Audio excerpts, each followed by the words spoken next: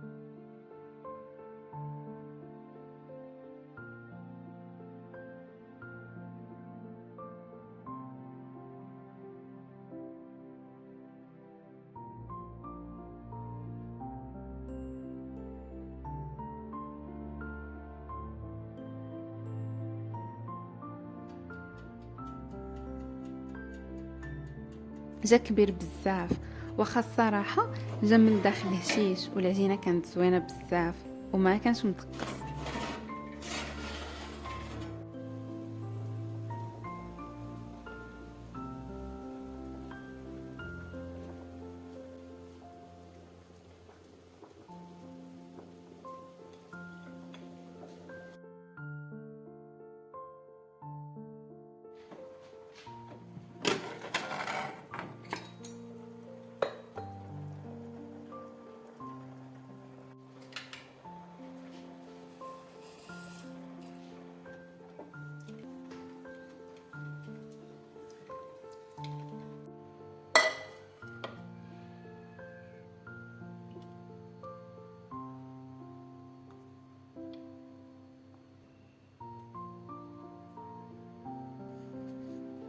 ايوا كي جيتكم في الحريره كاين تطور ملحوظ.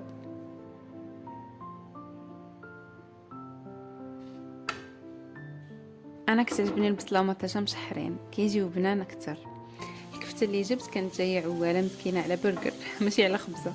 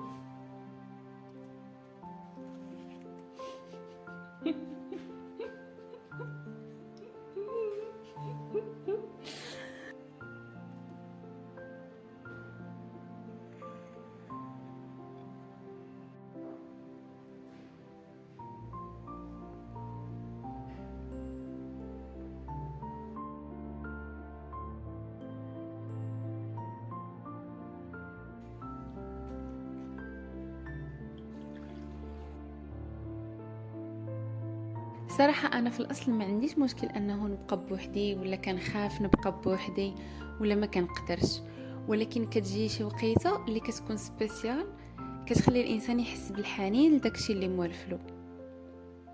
واخا فاش بقيت بوحدي صراحة درت بزاف ديال الحوايج، الحوايج كاع اللي ما كنت باغيه نديرهم ولا ما كانش عندي الخاطر نديرهم بقالي ليهم الوقت حيت كنت كنحس انه ما عندي ما يدار.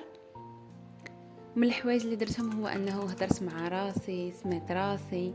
من الحوايج اللي سمعت بالضبط هو صوت مريم اللي لداخل كان يهدر معايا، كان يقول لي ديما واش كديري واش ما ديريش، زيدي راكي ماشيه نيشان ولا صافي ما تزيديش.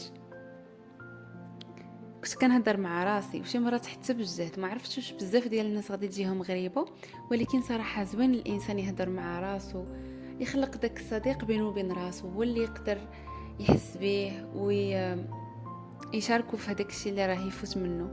بصح الناس اللي كيبغيونا والناس اللي دايرين بينا وعائلاتنا كيوانسونا كيواسيونا، ولكن ماشي كيف ما انت تكون فاهم راسك.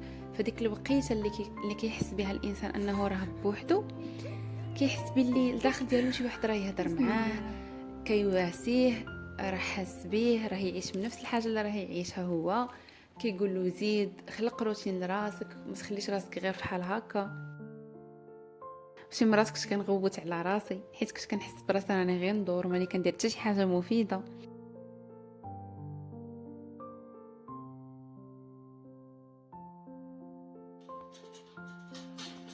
فاش كتكمل لك البوطه مع 12 ديال الليل وانتي بوحدك، ولكن الحمد لله سلكت بشويه ديال الصبر والحب. وهذا الشيء اللي كاين. كنتمنى يعجبكم الفيديو وكنتمنى تجربوا اي حاجه جاتكم في بالكم.